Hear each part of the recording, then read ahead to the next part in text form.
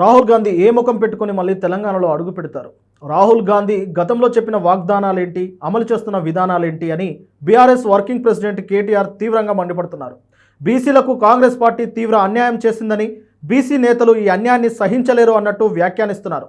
తెలంగాణ రాష్ట్రంలో కులగణన చేసి దేశంలోనే ఒక గొప్ప కార్యక్రమం చేశామని ప్రచారం చేసుకున్నారు.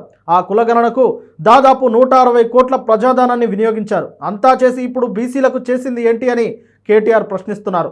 బీసీలకు 42% రిజర్వేషన్లు కల్పిస్తామని మీరే చెప్పారు. కామారెడ్డి డిక్లరేషన్ సభలో ఏం చెప్పారో కాంగ్రెస్ ప్రభుత్వానికి గుర్తుందా అని ఆయన వ్యాఖ్యానిస్తున్నారు. కాంగ్రెస్ సభలో మీరే డిక్లరేషన్ ఇచ్చుకొని మాట మార్చి వెనక్కి తీసుకుంటే ఏంటి అర్థం అన్నట్టు ఆయన ప్రశ్నిస్తున్నారు. బీసీలకు 42% రిజర్వేషన్లు ఇవ్వకుండా పాత రిజర్వేషన్ పద్ధతినే బీసీలకు కేవలం 27% రిజర్వేషన్లు ఇవ్వడం పట్ల కేటీఆర్ తీవ్ర అసహనం వ్యక్తం చేశారు. ఈ మేరకు ఆయన ఎక్స్ వేదికగా ట్వీట్ చేశారు. ఇది ముమ్మాటికి బీసీ ప్రజలను మోసం చేయడమే, దగా చేయడమే అన్నట్లు వ్యాఖ్యానిస్తున్నారు. దీనిపై సోషల్ మీడియాలో బీఆర్ఎస్ శ్రేణులు పెద్ద ఎత్తున ట్వీట్లు చేస్తున్నారు. స్థానిక సంస్థల ఎన్నికలకు షెడ్యూల్ ఖరారైంది. డిసెంబర్ 11, 14, 17న 3 విడతలుగా సర్పంచ్ ఎన్నికలు జరగనున్నాయి. ఈ నేపథ్యంలో బీసీలకు జరుగుతున్న అన్యాయంపై బీఆర్ఎస్ శ్రేణులు పెద్ద ఎత్తున దీన్ని ప్రచారం చేస్తా ఉన్నారు. ఇదివరకే మాజీ మంత్రులు, బీఆర్ఎస్ నేతలు స్థానిక సంస్థల ఎన్నికలను బహిష్కరించాలన్నట్టు కామెంట్లు చేస్తున్నారు.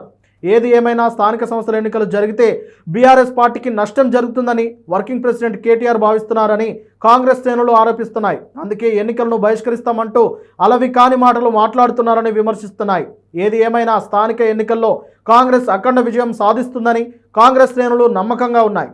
అలాగే బీఆర్ఎస్ కూడా గట్టి పోటీ ఇచ్చే అవకాశం కనిపిస్తుందని, రూరల్ ఏరియాలో కాంగ్రెస్పై వ్యతిరేకత పెరుగుతుందని ఈ మేరకు తెలుస్తుంది. ఈ నేపథ్యంలో ప్రభుత్వ వ్యతిరేక ఓటును బీఆర్ఎస్కు అనుకూలంగా మార్చుకోవడానికి బీఆర్ఎస్ పార్టీ వ్యూహాలు రచిస్తుంది.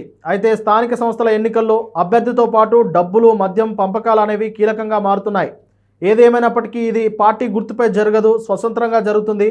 కానీ సర్పంచ్ ఎన్నికల్లో ఏ పార్టీ అభ్యర్థులు విజయం సాధిస్తారో అనేది వేచి చూడాలి.